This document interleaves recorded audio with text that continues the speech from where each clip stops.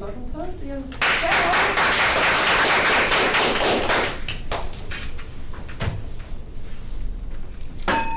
According to the magazine Current Health 2, caffeine is the world's most popular drug. On any given day, 4 of 5 Americans take it through a variety of drinks, foods, and many medicines.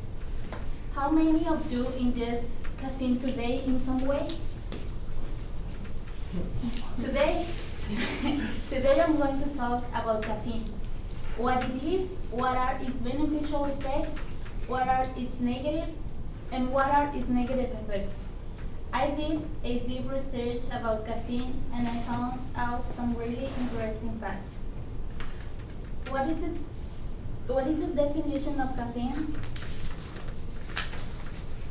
According to the magazine Joy, Wellness, Muscle and Fitness, caffeine is the world's most popular psychoactive drug.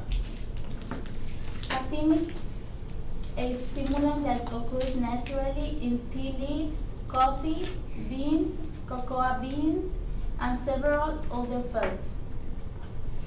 While many people enjoy the stimulating effects of caffeine, too much caffeine can cause unpleasant side effects. Caffeine's main effect is to increase alertness and focus, which is precisely why it is an important component of so many people's breakfast. As you can see in the picture, caffeine works mainly by binding adenosine. Adenosine is a natural sedative produced by the brain. Here is adenosine. When you take caffeine, what it does is that it binds to adenosine and it blocks the receptors, so that's why you are more alert and I'm feeling no sleep.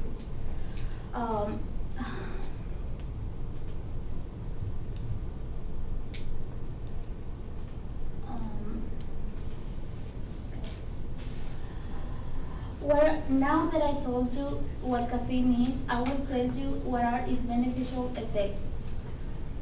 Caffeine's beneficial effects, according to Dr. Timothy Rose from Henry Ford Hospital in Detroit, caffeine is definitely beneficial for keeping individuals who are sleep deprived more alert.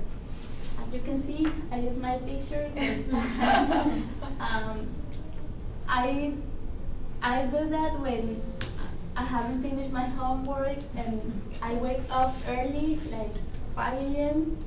and that's what I got to get some coffee so I can proceed when I haven't had some rest. Okay. Caffeine.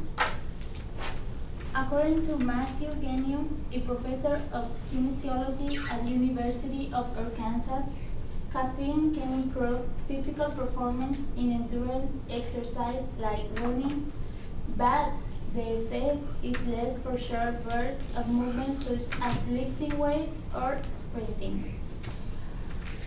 Caffeine also is a meal pain reliever. So when you have a headache, the blood vessels in your brain often dilate. So what caffeine does is to constrict the blood vessels, so that's why it relieves pain. I have told you about caffeine's beneficial effects. Now let's take a look to its negative effects. According to the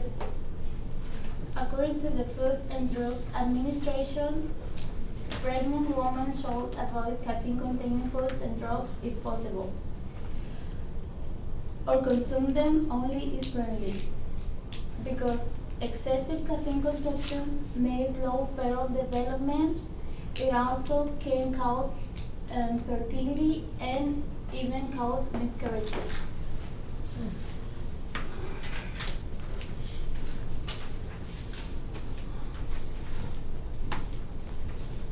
Um, According to Dr. Timothy Rohr's, people who routinely rely on caffeine to overcome too little sleep can end up in a vicious cycle.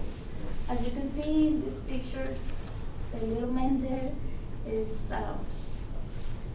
consuming and consuming coffee because, as the quotation says, he ended up in a vicious cycle.